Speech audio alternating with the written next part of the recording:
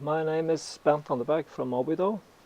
I will show you our smart permit today. It's developed for handling the permit process, and I'll show you how it can be used on any facility to organize and visualize the project activities. The project I will show you is from ConocoPhillips workover some years ago, and it's authentic data from an actual project, and it has been and all the data has been extracted from SAP. Smart Permit is a web-based system. It can be used on all web browsers and can also be used on tablets and iPads, and that makes it very flexible. It's calendar-based and it's made up for handling the permits in the ongoing operation. But since it's calendar-based, you can also go backward in time to view all the information and use all data. And you can also use it for planning future activities and planning future work scopes to identify any conflicts or unwanted situations. Navigating in Smart Permit is almost like navigating in a Google map. You just zoom in, zoom out, point and click to get detailed information. So when you open a marker, you will see if there are any conflicts defined. You are able to view the permit, you can edit the permit, you can print out a PDF of the permit, or you can access summary guidance for that type of job, for instance. It's all set up in as-built drawings, so it's easy to use Smart Permit on any kind of project. Let's look through this data from this workover. On the bars here, up on the left side, you see every day. You just point on the bars and you see the number of permits for each day. You can walk through day by day by just clicking on the tab here. So if I want to analyze or see the activity planned, I can just click here and walk day by day through the material.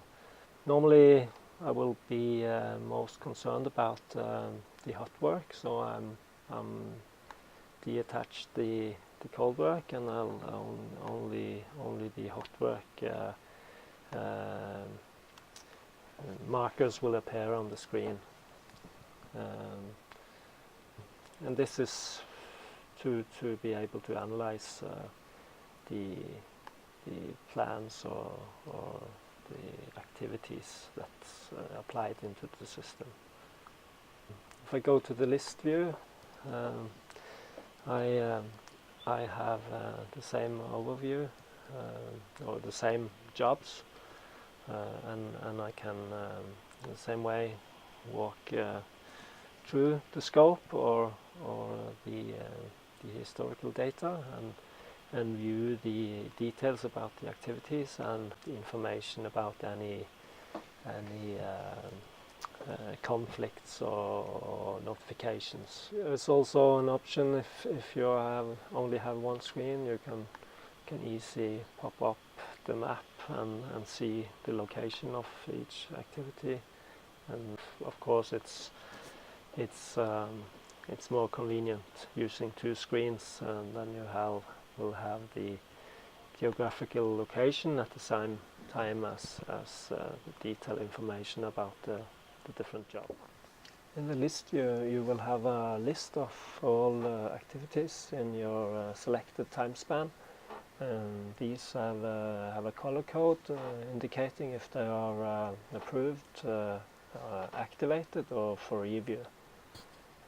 This is also where you do all the activation or deactivation or approval of the permits. Facility is divided into several areas or modules, and each each area has specific information that can be important to share between the team.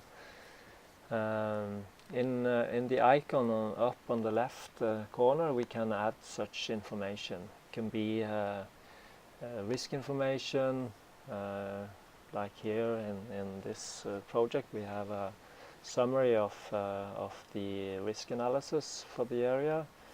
It can also be other information like area-specific procedures, inventory info, details about the equipment in the area, or we can also add notes to be shared between the team members. There are some different options for showing the permits on the screen. You can either use heat maps or clusters.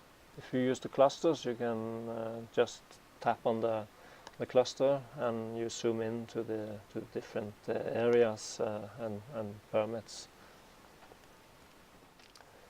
Different users have different roles and functions in the project, and these user levels are set up in the administration system by the administrator. Some users are only to be viewers, some have the responsibility of approving permits, and some can have the function of activating and deactivating, like the control room, for instance. Smart Permit will track all changes that was being done in a permit filed into the system. This is shown on the history bar. We simply tap that and you'll get a timestamp when the change was made, who made the change, and this description of the change. To be able to see all details in a planned or ongoing activity, you just tap on the marker and hit the view button, or you can print it out pressing the PDF button. If I go and press the view button, I will see all the detailed information inside this permit or planned job. You will see some areas highlighted in yellow, and that means it's lacking some mandatory information. It's possible to identify any lacking information in the list view. Here you see a percentage that indicates if the form is completely filled out with all mandatory information. If there are less than 100% here, that means that there are some information missing. So when I'm opening this permit, I will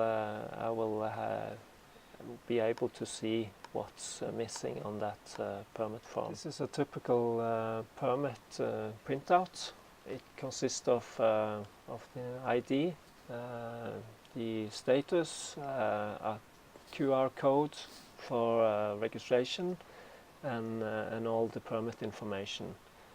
And here you also will see if there are any mandatory information lacking on the form.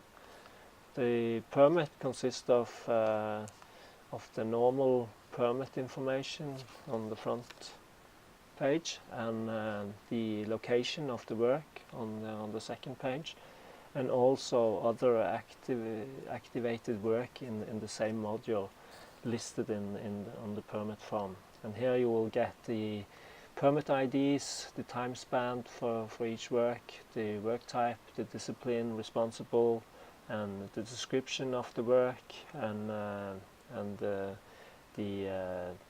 applicant, and also the phone number for the responsible for that. To be able to identify all conflicts and increased risk, we use the smart agents or dynamic risk agents.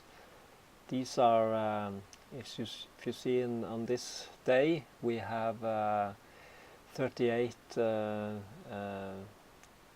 jobs with alarms, and that means it has identified some issues related to the predefined risk agents.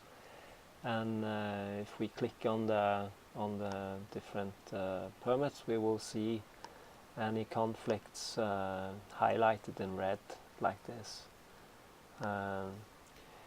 If we go to the list view, the same information is also highlighted in red inside each of the permits. In the ConocoPhillips case that I show you here, we had 4 different risk agents. We had work aloft or work at height agent. We had work above sea agent. We had a wind agent, and we have simultaneous operation agents, making rules for what kind of jobs that can go can be executed on at the same time in the areas. There are several ways of adding a new permit or job description into the system. You can either start from the arrangement view and just press new here. You can also do the same in the list view. Just press new on top here. But we can also make terminals for the applicants where they can create a permit form just from scratch, or we can use templates or build up templates with so it's able to choose among different job types. And this is to help the users to focus on the most important issues when they are filling out the form.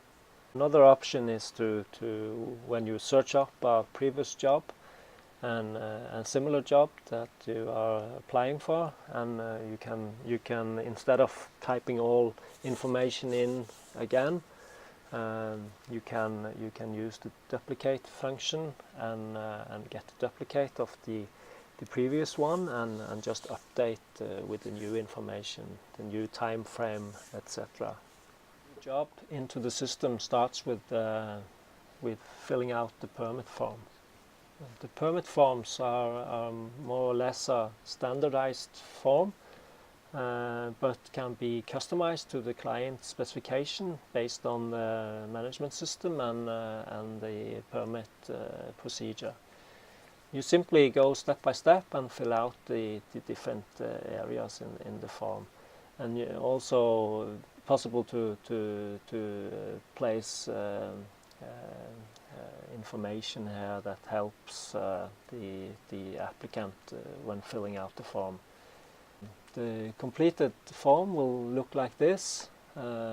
Consist of the basic information about the job, the work descriptions, the job location, and any preparations needed. The last part of this presentation will just show you the complete workover project, and it started on 4th of March 2013 to 17th of March 2013.